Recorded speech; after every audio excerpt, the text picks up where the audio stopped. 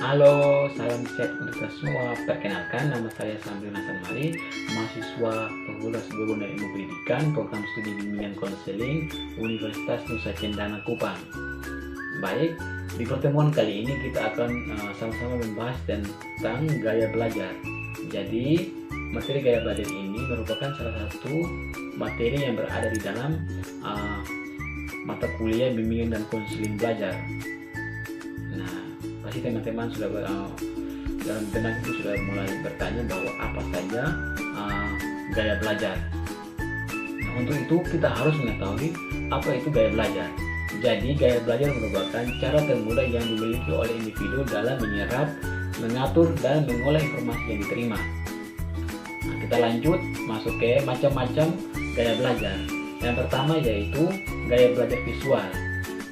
Gaya belajar visual yaitu salah satu gaya belajar siswa yang pada dasarnya lebih menekankan pada bagaimana seorang siswa lebih mudah mempelajari materi pembelajarannya melalui melihat, memandang, ataupun mengamati objek pembelajarannya.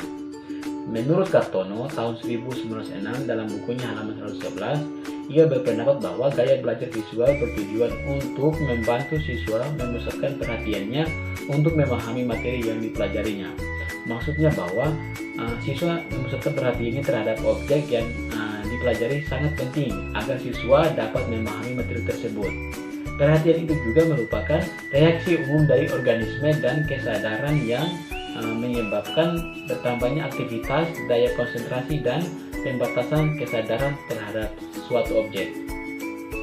Teori belajar behaviorisme turut mendukung gaya belajar visual bahwa gaya belajar merupakan akibat dari adanya stimulus dan respon. Pemberian informasi melalui gambar atau diagram merupakan stimulus dan gaya belajar visual sebagai respon dan penerima informasi.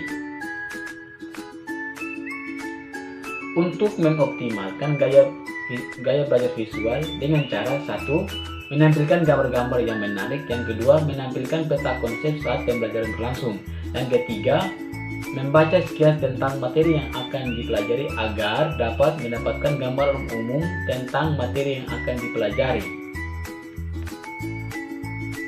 Gaya belajar selanjutnya yaitu gaya belajar auditorial. Siswa dengan gaya belajar auditorial lebih mudah mencerna, mengolah, dan menyampaikan informasi dengan jelas, mendengarkan secara langsung.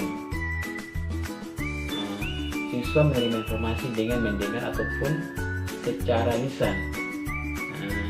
Dan siswa juga dengan gaya belajar auditorial memiliki kekuatan pada kemampuan untuk mendengar. Dan untuk mengoptimal gaya belajar auditorial dapat diperhatikan cara-cara berikut, yaitu yang pertama, mengulang-ulang materi yang dianggap penting dengan menggunakan intonasi suara yang berirama. Yang kedua, menggunakan media berupa video pembelajaran. Lanjut, yang ketiga, gaya belajar kinestetik. Siswa yang memiliki kecenderungan dengan ciri gaya belajar kinestetik lebih menyukai belajar atau menerima informasi melalui gerakan ataupun sentuhan.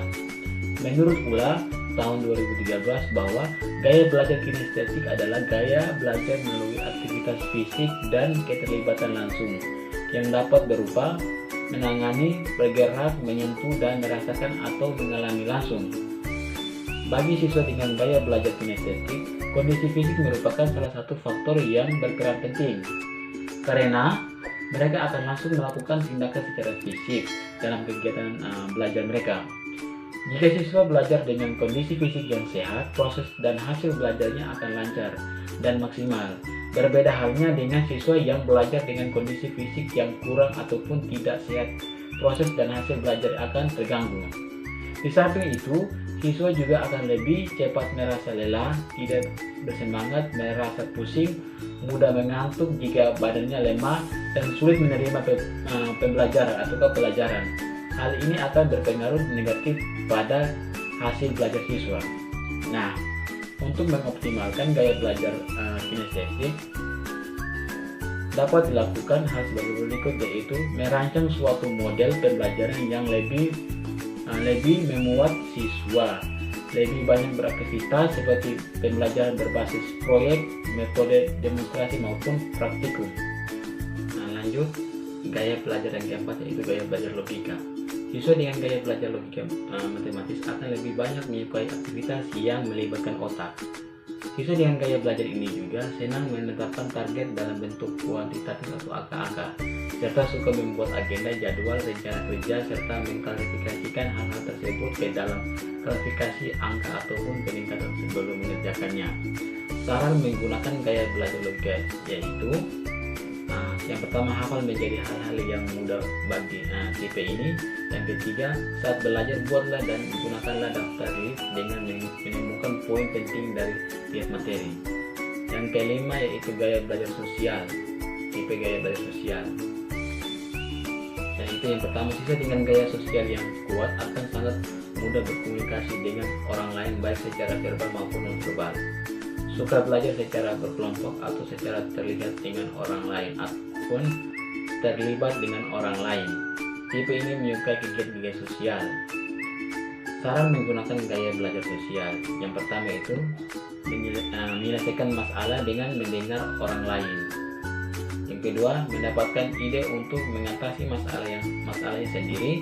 Yang ketiga, memberikan beberapa hasil review pembelajaran dengan kelompok atau menjadi belajar lebih bermakna. Gaya belajar selanjutnya itu gaya belajar menyendiri. Tipe gaya belajar ini lebih banyak menghabiskan waktunya untuk menyendiri, menemukan prestasi dan diri sendiri, serta tantangan yang dihadapi. Tipe ini akan lebih memanfaatkan waktu menyendiri dengan menulis jurnal, buku pribadi untuk merekam semua hasil introspeksi diri. Selanjutnya, gaya belajar verbal. Siswa yang memiliki gaya belajar verbal ini suka untuk menggunakan kata-kata. Mereka merasa nyaman dengan banyak membaca dan berbicara. Dan mereka sangat menyukai permainan kata, puisi, dan juga pantun. Siswa dengan gaya belajar ini cocok menjadi penerbit atau penulis. Nah, karakteristik dari gaya belajar ini yaitu memiliki ketertarikan dengan kata-kata dan cenderung belajar kata-kata baru dengan mudah, memiliki kaya akan kosakata, berkembang dan kegiatan membaca dan menulis. Sekian penjelasan mengenai gaya belajar para siswa. Jangan lupa kita akan bertemu di episode yang akan datang. Sampai jumpa.